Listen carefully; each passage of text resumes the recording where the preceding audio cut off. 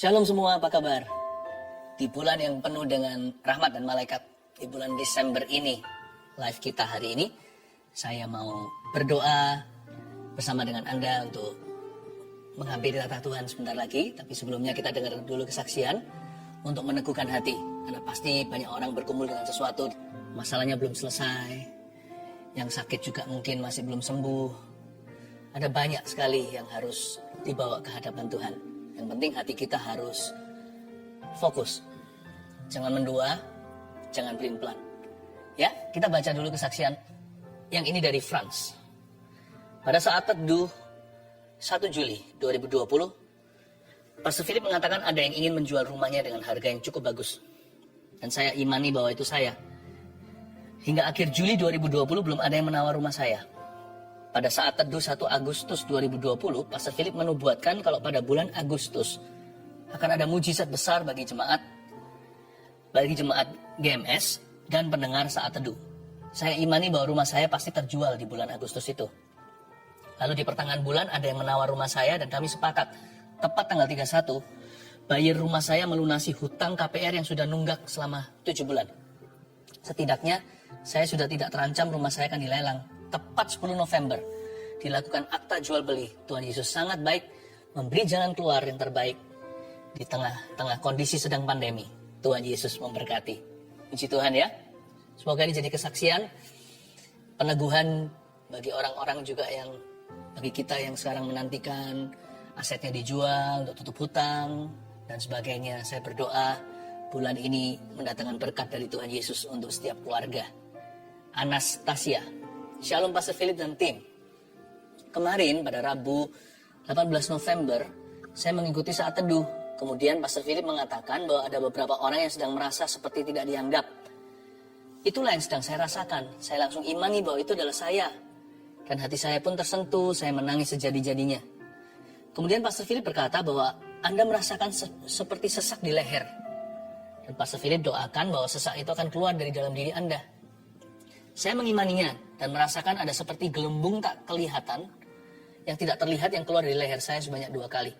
Setelah itu saya merasakan sangat damai dan lega. Tidak ada lagi kesesakan yang saya rasakan. Tuhan itu sungguh baik. Belas kasihnya sungguh luar biasa. Puji Tuhan. Yang ini anonim.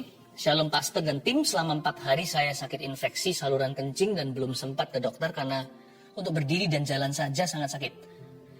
Pada hari Minggu malam saya sangat kesakitan, bahkan susah tidur karena sakit yang dirasa benar-benar beda dari hari sebelumnya. Saya berdoa dan memohon agar Tuhan mau sembuhkan saya sambil menangis menahan kesakitan yang luar biasa. Di saat itulah saya pertama kali mendengar seperti ada yang mengatakan saat teduh, saat teduh. Dan di dalam doa saya melihat Pastor Philip ada sinar di belakangnya dan sambil tersenyum. Saya langsung mengambil HP mencari saat teduh yang live-nya Sabtu 20 November 2020. Di saat pastor berdoa dan mengatakan infeksi saluran kencing sudah sembuh, saat itulah saya kaget dan saya mengimani bahwa saya telah disembuhkan. Puji Tuhan, setelah mengikuti saat teduh, saya akhirnya bisa tidur dan Senin pagi sampai sekarang saya benar-benar sembuh dan penyakit infeksi saluran kencing itu sudah tiada lagi. Haleluya, kemuliaan bagi Tuhan. Yang disembuhkan, yang terjual, asetnya ditolong secara finansial, terutama pemulihan batin.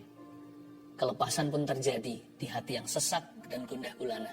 Saya berdoa itulah yang akan Anda alami, bahkan lebih dari itu. Dan kita siapkan hati kita untuk teguhkan jiwa masuk ke hadirat Allah. Dan ini waktunya, live chat juga sudah buka, segera kirimkan permohonan doa. IG Live juga sudah bersama dengan kita saat ini. Saya undang kita sama-sama masuk ke hadirat Allah. Ada perjamuan yang Tuhan siapkan. Hidangan dari Bapa. Mari kita sembah. Kemuliaan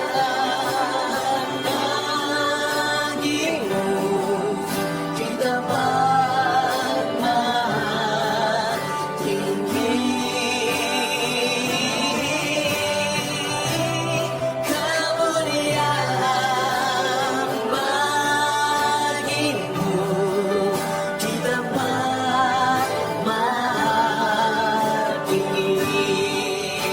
Oh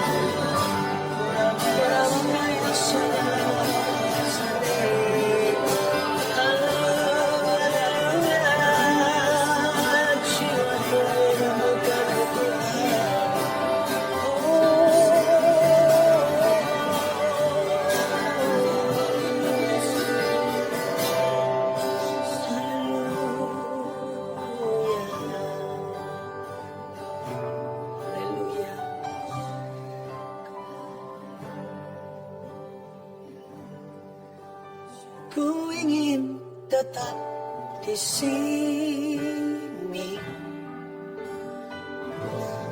menikmati pahitmu.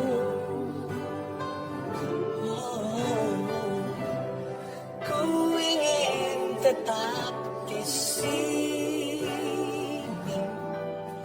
dan memandang indah wajah. Nggak pengen keluar dari saat teduh ini Tuhan. Ku ingin tetap ada di sini, dekat denganmu, ya Raja Damai. Kekasih hati kami Yesus Kristus yang mulia. Ubah hati setiap umat-Mu Tuhan. Ubah hati kami, ubah hati hamba. Supaya kami layak masuk ke hadirat-Mu. Sujud menyembah, mencium kaki-Mu. Tuhan, Kau manis. Kau termanis Tuhan.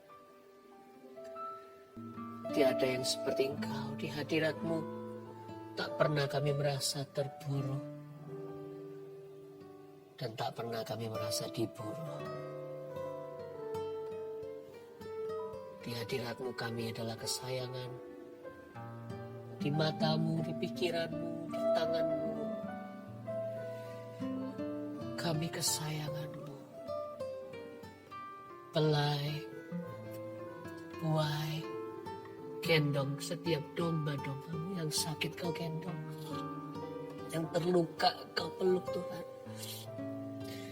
Yang menderita Kau hiburkan. Yang berduka Kau teguhkan. Makasih Tuhan, belas kasihan-Mu atas kami semua. Ajari kami firman-Mu. Kami perlu susu. Tuhan, terima kasih di saat teduh. Tak pernah kami kehabisan wahyu. Terima kasih Tuhan. Rabu, Sabtu. In and out. Kau tidak pernah membuat umat-Mu kehausan dan kelaparan. Sampaikan sabda-Mu, Roh Kudus, aku tidak punya roti, itu Engkau yang memiliki. Berikan pada umat-Mu kata-kata yang membebaskan mereka. Makasih Bapa. I love you. I do. I love you. I love you, Lord Jesus. I love you, Lord. You're so holy, so gentle. I do love you. Terima kasih Tuhan. Not only how great Thou art, but how sweet Thou art. Thank you, Lord. Thank you, Lord. Oh, in Jesus' name. In Jesus' name. Amen. Whoa. I feel the presence, the sweet presence of Jesus. Dan merasakan hadirat Tuhan yang manis sekali ya. Si Tuhan. Dari ya sabar-sabar. Di situ. Ambil Alkitabnya. Kita akan belajar firman. Jangan lupa ini live-nya hari Sabtu. Jadi besok ibadah hari Minggu akan ada online. Jangan live streaming bersama dengan kami di GMS Church. Ya, yang akan dibawakan besok oleh seorang hamba Tuhan yang menjadi asisten saya selama sekian tahun. You'll be blessed di musim yang baru ini. Kita akan buka firman Tuhan sekarang di 1 Raja-Raja pasal yang ke-13. Beri judul Hidup Berprinsip di tahun 2021. Ini kan penghujung tahun. Jadi kita mau membuat resolusi untuk tahun baru. Untungnya ada saat teduh. Yang pasti tahun depan mari kita buat kesepakatan tidak lagi menjadi orang yang mendua hati. Sebab orang yang mendua hati tidak tenang hidupnya, kata Yakobus. Supaya kita tidak lagi menjadi seorang pribadi yang pelin-pelan. Karena itu yang penting ya, bukan resolusi yang terjadi di luar kita, tapi terjadi di dalam diri kita. Hati kita tidak boleh terbagi. Saya berdoa setiap keluarga besar saat teduh bersama ini, masing-masing akan menjadi orang-orang yang berprinsip di dalam Tuhan. Kalau enggak sia-sia kita masuk hadirat Tuhan tidak berubah, dikasih firman tidak bertumbuh. Catat itu, hidup berprinsip di tahun 2021. Apapun visimu, apapun visiku, boleh beda visinya, prinsipnya harus sama. Jadi orang tidak boleh plain-plan di dalam Tuhan. Kita lihat ayat yang pertama, kita akan baca 19 ayat, jadi lumayan banyak, tapi akan singkat sekali, tidak terasa. Ini adalah abdi Allah dari Yehuda, atau seorang nabi yang tidak disebutkan namanya di Perjanjian Lama. Jadi singkatnya, orang ini luar biasa, urapannya itu dahsyat sekali, tapi sayangnya akhir hidupnya kompromi dan dia mati mengenaskan sekali.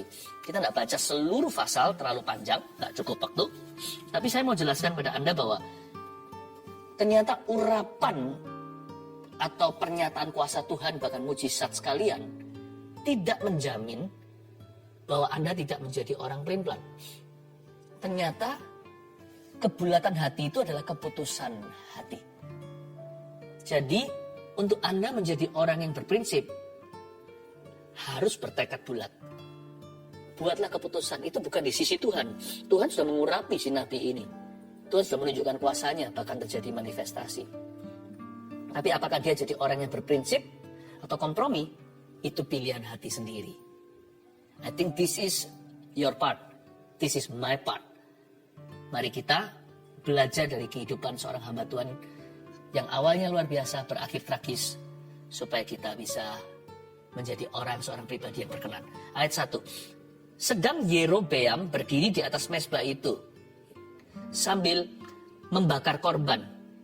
Maka atas perintah Tuhan, datanglah seorang abdi Allah dari Yehuda ke Betel. Pertama ada Yerobeam, seorang raja ini, dia membakar korban. Lalu atas perintah Tuhan datang seorang abdi Allah dari Yehuda ke Betel. Jadi ada dua orang di ayat pertama. Yang satu adalah seorang raja, yang satu adalah seorang nabi yang disebut abdi Allah. Ayat 2. Lalu atas perintah Tuhan, berserulah orang itu terhadap mezbah itu, katanya, Hai mezbah, hai mezbah, 2 kali. Beginilah firman Tuhan, bahwasanya seorang anak akan lahir pada keluarga Daud, Yosia namanya. Ia akan menyembelih di atasmu imam-imam bukit pengorbanan yang membakar korban di atasmu. Juga tulang-tulang manusia akan dibakar di atasmu. Ayat 2 menunjukkan Tuhan marah. Tuhan berjanji akan ada keturunan Daud yang akan membasmi penyembahan berhala. Lalu imam-imam yang sekarang bertugas melakukan kenajisan ini akan dibakar tulang-tulangnya di atas mezbah mereka sendiri. Ayat 3. Pada waktu itu juga ia memberitahukan suatu tanda ajaib, katanya. Inilah tanda ajaib, bahwa Tuhan telah berfirman, bahwasanya mezbah itu akan pecah, sehingga tercurah abu yang di atasnya. Saya kasih bocoran, mezbah itu pecah persis yang difirmankan oleh si abdi Allah dari Yehuda, atau nabi tanpa nama. Yerobeam sampai kagum, ketakutan sekali. Kita kembali ke ayat 1, saya tunjukkan sesuatu yang sederhana untuk kita mengerti. Ulang lagi, sedang Yerobeam berdiri di atas mezbah itu sambil membakar korban, maka atas perintah Tuhan datanglah seorang abdi Allah, bla bla bla. Garis bawahi, atas perintah Tuhan. Mari kita telusuri ayat demi ayat dan kita pegang prinsip firman ini. Yang pertama-tama, tangkap dengan segenap hati dan jiwa bahwa prinsip itu harus di atas perasaan kita. Makanya ada kata atas perintah Allah. Atas perintah Tuhan datanglah seorang nabi atau abdi Allah dari Yehuda. Dia pergi itu dengan sebuah commissioning atau dengan sebuah amanah. Jadi kita nggak boleh sembarangan di hidup ini. Tuhan sudah menjaga kita dengan prinsip-prinsip firman Tuhan. Prinsip harus berada di atas perasaan. Kita nggak boleh hidup berdasar perasaan, tapi berdasarkan kebenaran. Nyembah aja dalam roh dan kebenaran kok. Kalau kita ngikuti perasaan, kita sudah nggak bisa ada hari ini. Kalau kita hidup menurut apa yang kita rasa pas buat kita, kayaknya ujungnya kita nggak mau ngampuni. Kalau kita mengutamakan atau mementingkan perasaan sendiri atau kepentingan pribadi, gak akan sampai melayani saat teduh ini pun gak ada. Perasaan harus ditaruh di bawah. Penting sih penting, tapi bukan yang utama. Dia bukanlah pemimpin hidup kita. Atas perintah Tuhan, abdi Allah itu datang dari Yehuda. Jadi perintah harus ada di atas perasaan. Abdi Allah itu pasti gak kepingin ke situ. Wong disuruh konfrontasi kok. Mana dia mau? Dia hanya taat saja. Kalau bicara soal feeling, dia gak mungkin bersedia. Prinsip di atas perasaan. Tangkap dengan segenap hati. Dan perintah harus di atas tanda. Ada tanda nggak? Tuhan kasih konfirmasi nggak? Perintah is perintah. Jangan dilanggar. Tapi aku ini kan terjepit dengan situasi. Aku kan terpaksa. Biarpun seluruh bumi melawanmu, 1000 rebah di sisimu, 10.000 di samping, 1000 di sisi kananmu, 10.000 di sisi kirimu. Tetap harus taat dan setia. Karena perintah itu harus di atas tanda. Kadang-kadang kita juga kompromi dengan firman Tuhan. Kita berkata, Tuhan kasih aku tanda. Kalau terjadi itu kebetulan. Kalau nggak terjadi atau nggak terjadi, dikasih atau tidak dikasih tanda. Kalau kita tahu jelas dari firman Allah, sebuah perintah adalah perintah. Jangan dilanggar. Tuhan, ini jodohku. Tapi Tuhan mengajarkan dengan jelas bahwa kita tidak boleh kawin campur. Jangan menjadi pasangan tidak sepadan dengan orang yang tidak beriman. Lalu kita minta tanda dari Roh Kudus. Kita maksa-maksa Tuhan, kasih tanda pada saya. Sekalipun kalau tandanya tiba, Tuhan tidak akan mengubah firman-Nya. Malah celaka kalau ada tanda yang seolah-olah meneguhkan dosa Anda. Karena itu, perintah harus di atas tanda. Gak perlu minta konfirmasi yang sudah tertulis dalam firman Allah. Ya. Dan sekalipun kalau kita ini menggumulkan sesuatu, memikirkan sesuatu, hendak memutuskan sesuatu, kalau gak ada tanda apa-apa dari Tuhan, go back to His commandment. Kembalilah kepada perintah yang kau tahu. Gak usah menunggu tanda. Baru kita menentukan kelakuan kita atau arah tujuan. Kita harus hidup berdasarkan perintah Tuhan. Maka perkataanmu telah kutaruh dalam hatiku supaya jangan aku berdosa kepadamu. Ku renungkan firman-Mu siang dan malam. Ku pegang perintah-Mu dan ku lakukan. Sebab aku tahu ya Tuhan, hidupku adalah untuk menyenangkan-Mu. Ayat 4.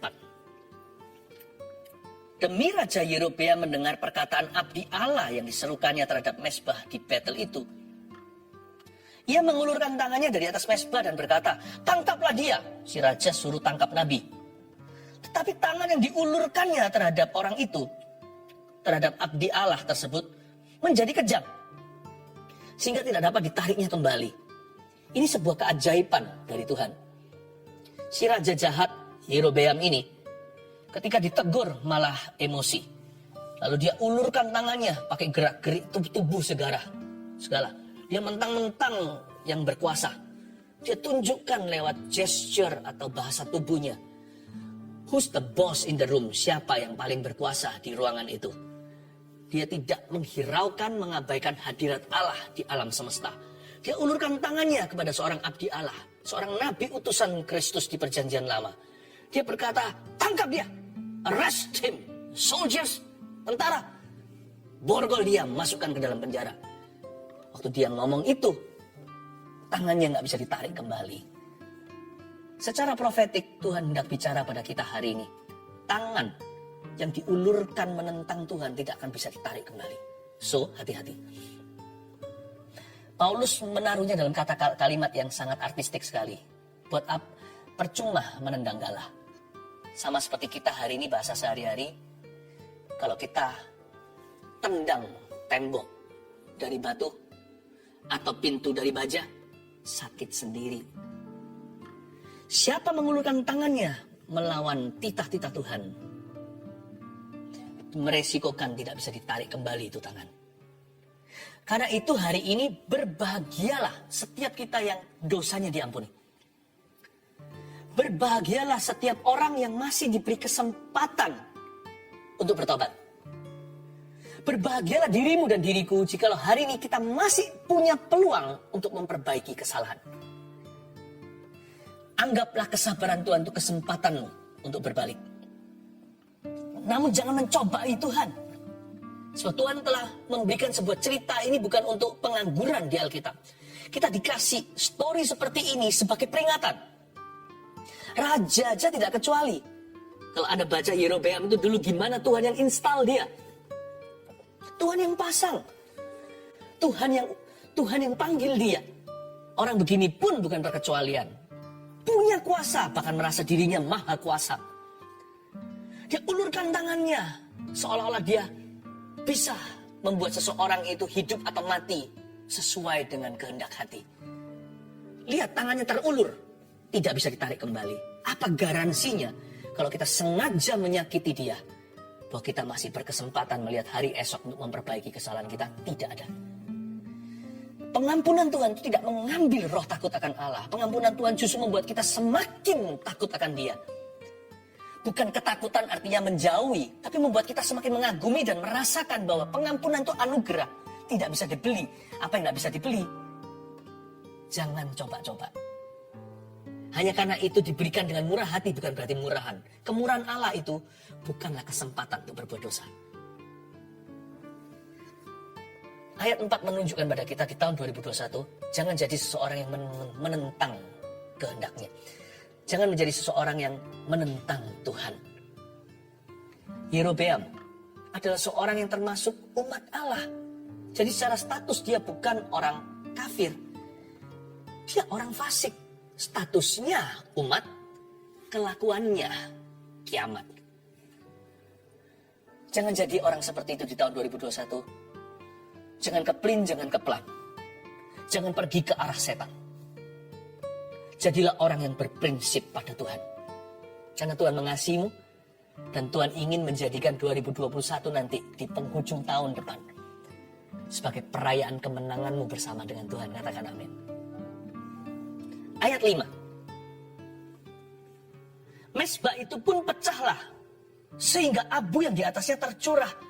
Sesuai dengan tanda ajaib yang diberitahukan abdi Allah itu atas perintah Tuhan. Ayat 5 garis bawahi, ini pun janji. Sesuai dengan tanda ajaib yang diberitahukan.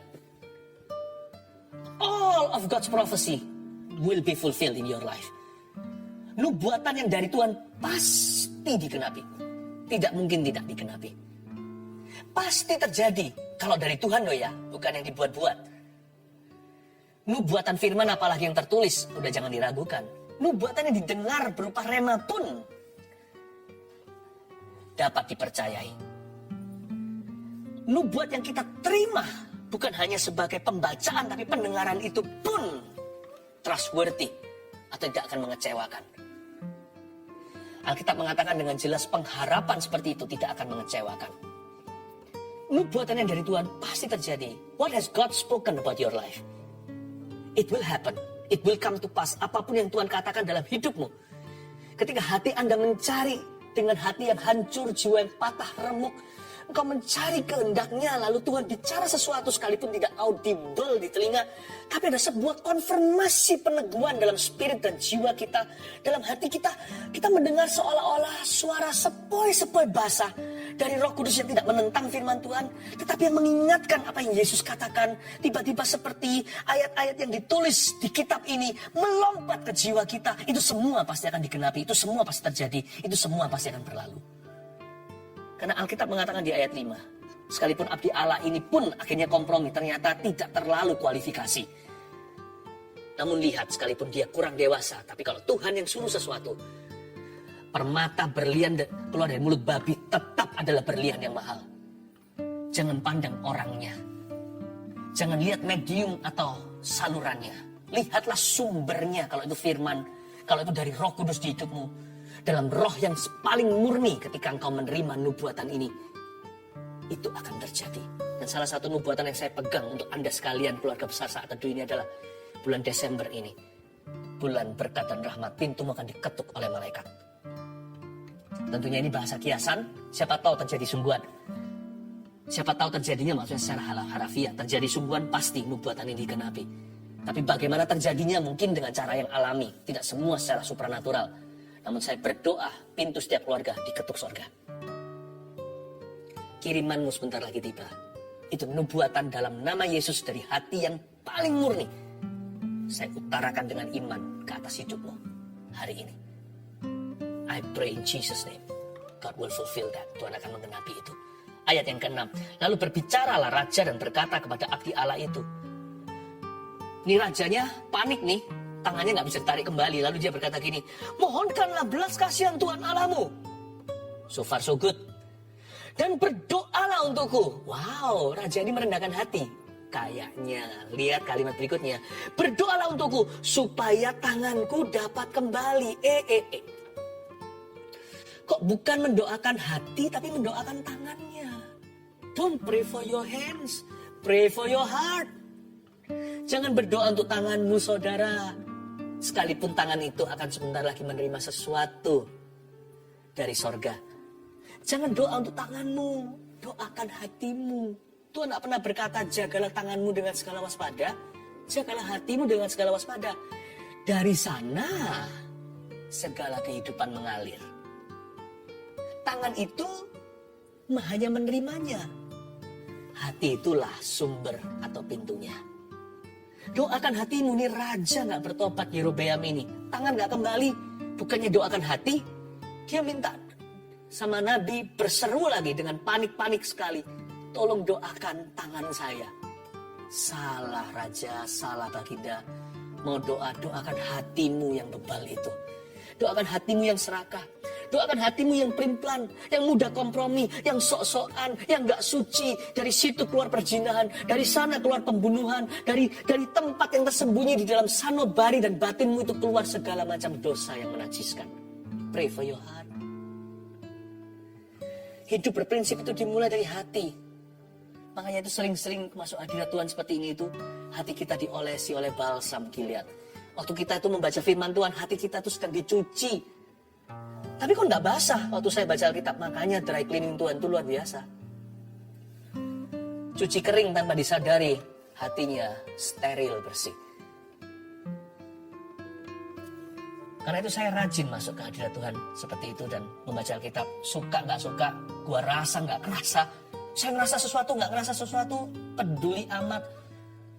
Sebab prinsip di atas perasaan. Prinsipnya adalah aku harus dekat sama Tuhan. Dan juga perintah Tuhan. Perintah Tuhan bukan hanya tanda. Saya tidak hidup, saya itu mencari tanda-tanda, melihat tanda-tanda di awan. No. Saya hidup dari perintah kepada perintah, dari antara satu perintah kepada perintah berikutnya, selalu Tuhan sertai tanda-tanda. Yang saya tidak cari diberikan. Yang saya cari adalah kerajaan. Kerajaan itu pada perintah, bukan pada tanda. Don't go out. Don't go around seeking signs. Jangan pergi keliling kemana-mana cari tanda-tanda dan nubuatan-nubuatan. Berjalanlah sesuai perintah Tuhan. Tuhan akan kirimkan peneguhan. Ya, ini raja nggak berdoa untuk hatinya, berdoa untuk tangannya. Ayat yang ke-7. Kemudian berbicaralah raja kepada abdi Allah itu. Marilah bersama-sama aku ke rumah, segarkan badanmu. Sesudah itu aku hendak memberikan kamu suatu hadiah kepadamu. Tetapi abdi Allah itu berkata kepada raja. Ini raja kan lagi kamsyah. Ini raja lagi bersyukur, berterima kasih. Tanganku kembali. Dia happy. Lalu masuklah bribery. Dia mencari pembenaran. Nabi yang sakti dan dahsyat ini kalau bisa berada di pihak dia kan luar biasa kerajaannya dapat pembenaran dari Tuhan. Kan dia juga bisa dapat penyertaan. Dia kira bisa dibeli dengan harta. Ditawari ini. Lumrahlah namanya, hatinya tetap ada ragi Farisi, hatinya tetap tidak bersih. Jadi otomatis segala-galanya pakai uang untuk beli. Jadi sang raja langsung tawari sama si Nabi ayat 8 sekali lagi. Tetapi abdi Allah itu berkata kepada raja, sekalipun setengah dari istanamu kau berikan kepadaku, aku tidak mau. Aku tidak mau singgah kepadamu. Juga aku tidak mau makan roti atau minum air di tempat ini. Ayat 8 sekali lagi, lihat jawaban dari abdi Allah itu. Sekalipun setengah dari istanamu kau berikan padaku. Rajanya nggak ngomong begitu loh. cuma diberitahu kalau aku mau kasih kamu hadiah. Si nabi ini mendahului dan berkata, sekalipun setengah kerajaanmu pun gua nggak mau. Lalu dia berkata gini, aku tidak mau singgah kepadamu. Harusnya berhenti di sana. Kalau menurut saya, dia harusnya stop there. Aku tidak mau. Titik. Aku tidak mau singgah kepadamu. Cukup dikata aku tidak mau.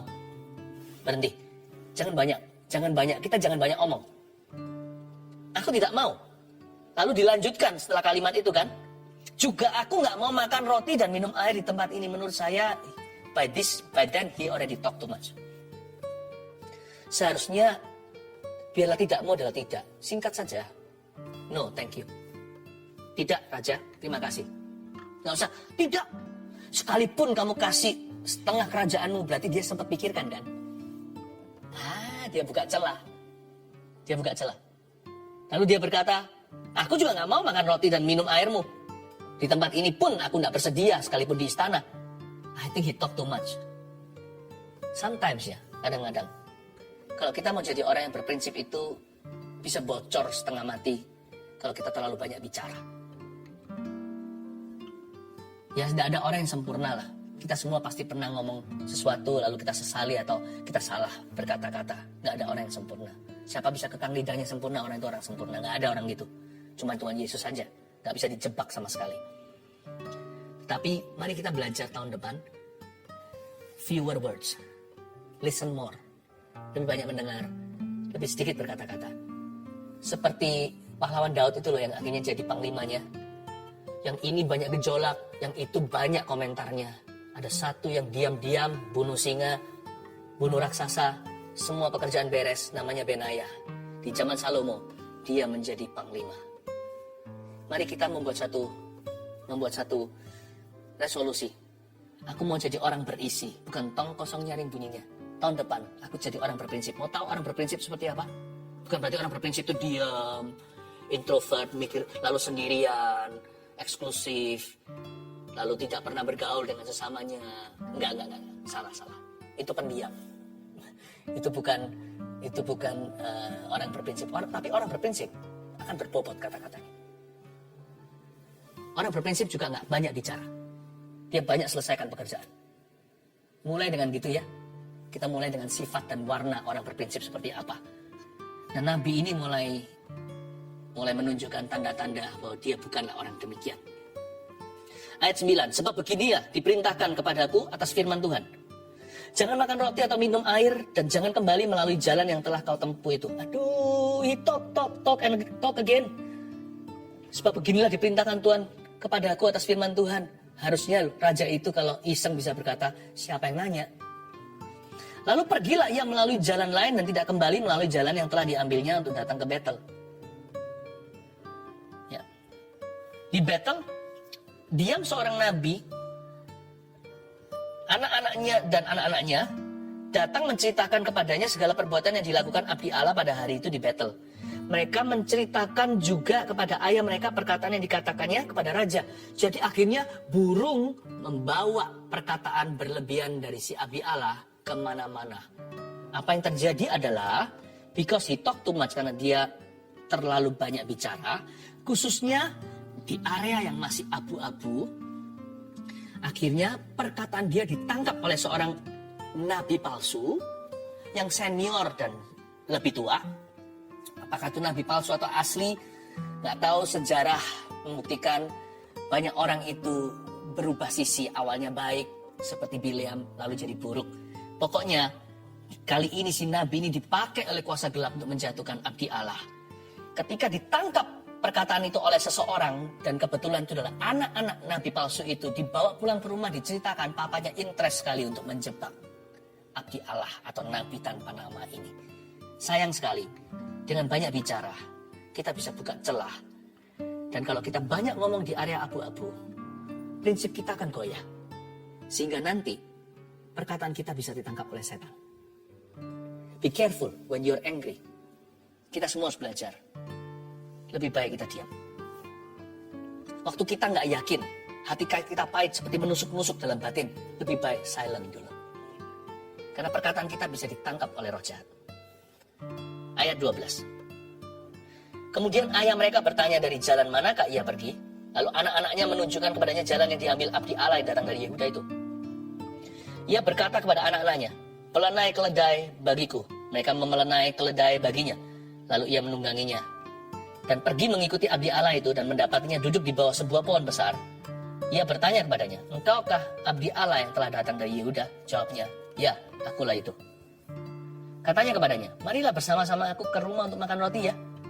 Tapi jawabnya, "Aku tidak dapat kembali bersama-sama engkau dan singgah kepadamu. Aku tidak dapat makan roti atau minum air bersama-sama engkau di tempat ini. Sebab telah diperintahkan padaku atas firman Tuhan, jangan makan roti atau minum air di sana. Jangan berjalan pulang melalui jalan yang telah kau ambil itu." Anda perhatikan sesuatu nggak? Kalau kita teliti sedikit ya, kerasa nggak? Nabi ini bahasanya kayaknya nolak. Tapi impresi yang diberikan pada orang itu sebenarnya aku mau. Karena dia pakai bahasa, tetapi jawabnya, ayat 18 contohnya, ayat 16 contohnya. Tetapi jawabnya, aku nggak dapat. I can't. Kalau sama raja tadi aku nggak mau. Tapi ceritakan imajinasinya, setengah kerajaanmu pun aku nggak mau. Malah ketahuan kan. Yang ini jawabnya aku nggak dapat. Lalu berikutnya aku nggak dapat lagi di tengah-tengah ayat. Lalu ayat 17, sebab telah diperintahkan kepadaku. Itu seolah-olah hendak memberitahu, aku mau sih mau. Mungkin dia sungkan sama nabi tua ini, yang adalah nabi palsu. Yang dapat news tentang abdi Allah ini dari anak-anaknya. Ini semua hatinya salah ini. Nabi ini oke mestinya. Tapi karena dia banyak bicara, ketangkap perkataannya. Sayang sekali, orang kalau tidak berkompromi, orang kalau tidak berprinsip, pasti akan diseret ke kompromi suatu hari. Apa yang terjadi? Dia berkata, aku nggak dapat, telah diperintahkan kepadaku. Menurut saya harusnya just say no is enough. Ya. Ayat 18 terakhir, lalu jawabnya ayat 19, 18-19 ya. Lalu jawabnya kepadanya, aku pun seorang nabi juga seperti engkau, dan atas perintah Tuhan seorang malaikat telah berkata kepadaku bahwa dia pulang bersama-sama engkau ke rumahmu. Supaya ia makan roti dan minum air. Perhatikan kalimat berikutnya, tetapi ia berbohong kepadanya. Jadi nabi tua ini pakai cara main kata dan usahakan agar nabi muda itu sungkan. Kalau tidak berprinsip ya, Anda dan saya bisa terjebak dalam keputusan yang salah di tahun 2021. Are you ready? Karena sungkan. Karena segan. Tetap harus punya prinsip. Tetapi ia berbohong kepadanya. Ketangkap basah. Kemudian orang itu kembali bersama-sama dia lalu makan roti dan minum air di rumahnya. Ayat 19.